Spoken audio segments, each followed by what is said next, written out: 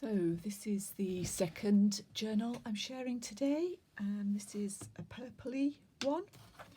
Again, it's,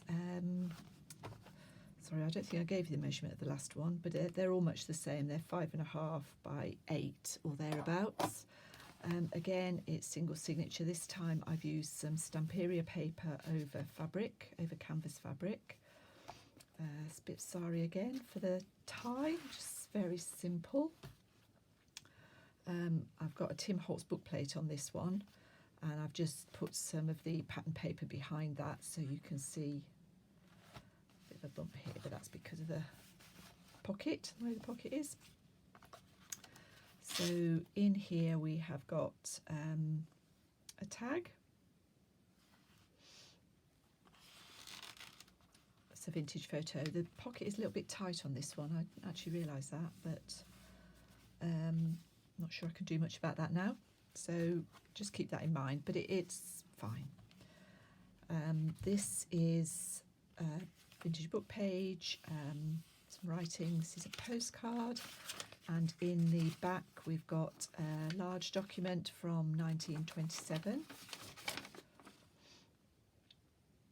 Tin plate boxes.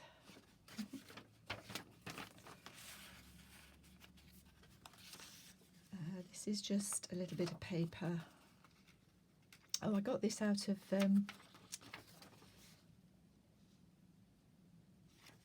sorry, just thinking, I got this out of that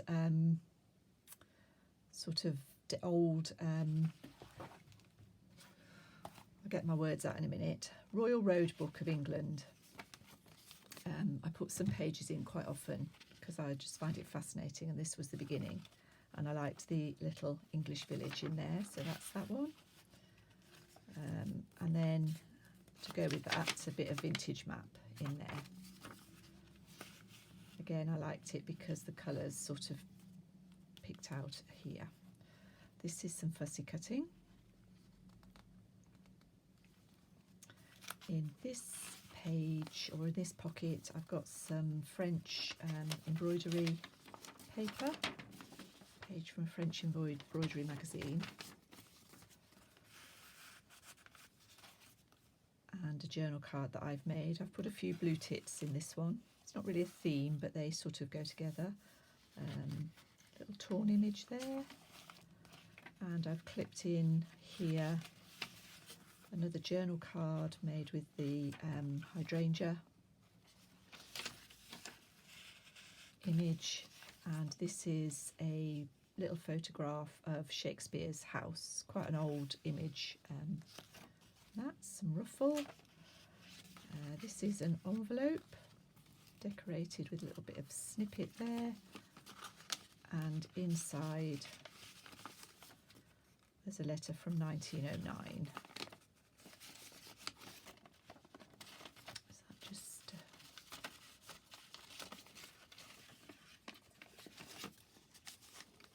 Get the letter in properly. There we go.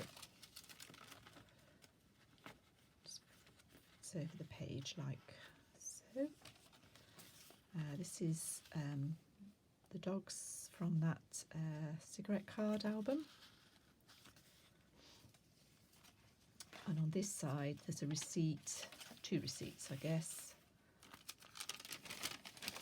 This one is from 1890. And this is a blank.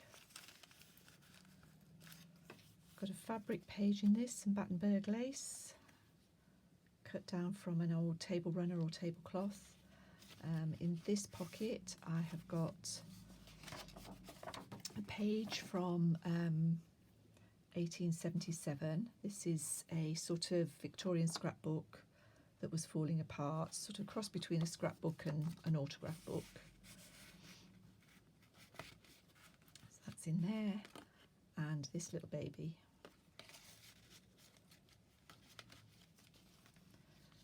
Some ledger from 1921. Here we've got a lace pocket with a dangle. It didn't hold everything very securely, so I have pinned it as well. And there's a tag I've put together and a journal card.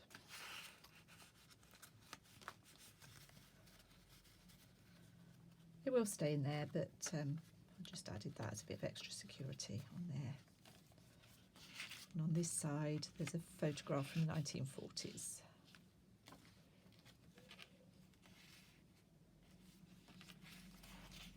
This is a page from an old knitting book. Nice image there. Little, what's this? Little die cut, Tim Holtz die cut, and postcards. Nothing on the back of that one.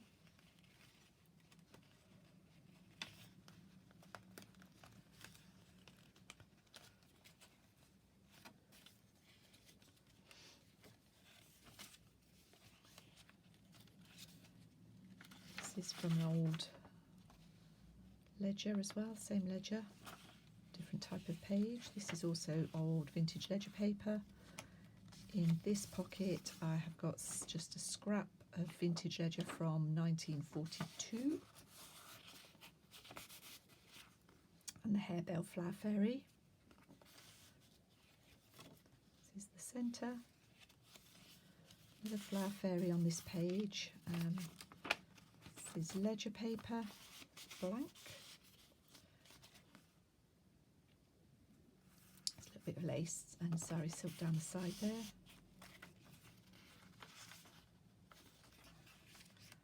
Little dangle. There's the birds again.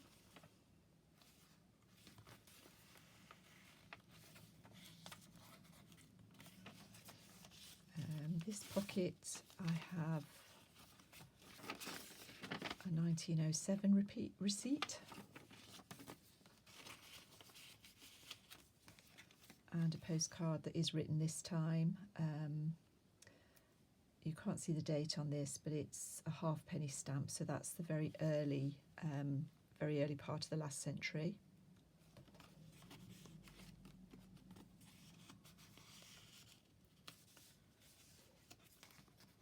This is the tag that I've just clipped in. I didn't want to cover up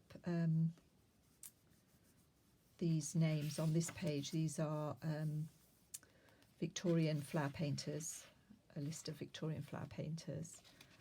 And we've got an old photograph on there that looks like 1930s maybe. This is, what do they call it, masking paper. Quote up here. This is an empty envelope from a magazine page.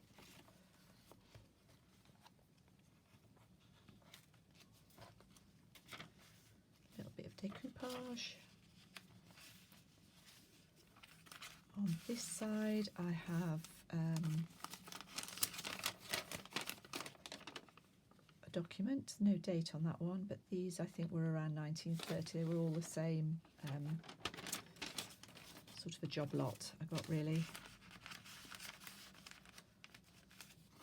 And this is a letter card.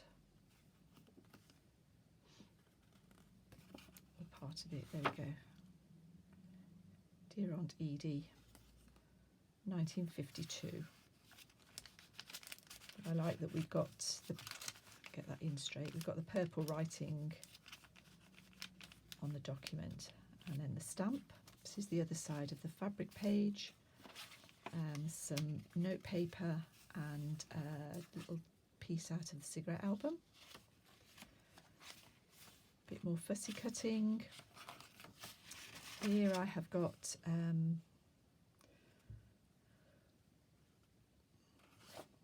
1940s, what's this, 1940s certificate really, to say that that particular lady is helping provide comfort and contentment to the soldiers, probably by knitting, I would guess.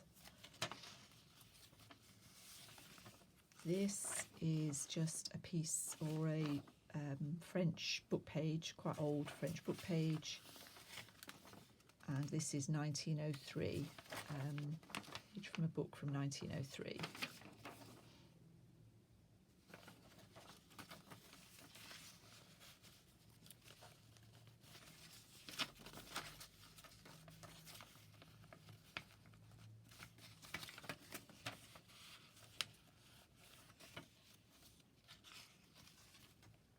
photograph on the back there.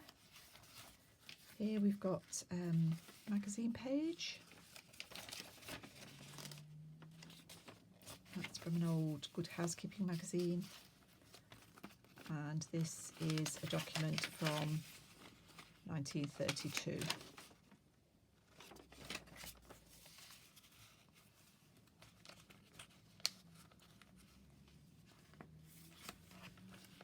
Got an envelope.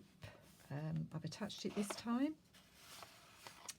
And there's a cabinet card in there, a small one, nothing on the back, but that's original.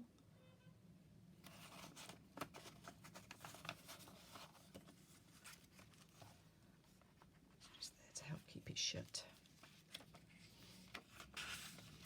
And that's just cut out of a book, a nice drawing, which obviously I've chosen for the colours. And then on the back, I've also got another of these penny magazine supplements from 1932, and this is about London Bridge. So what have we got in here? A zebra, domestication of animals.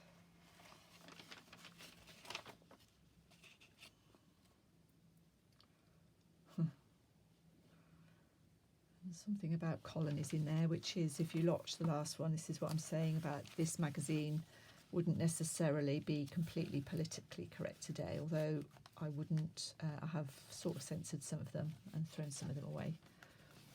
But I guess it's all history. And that's journal number 2.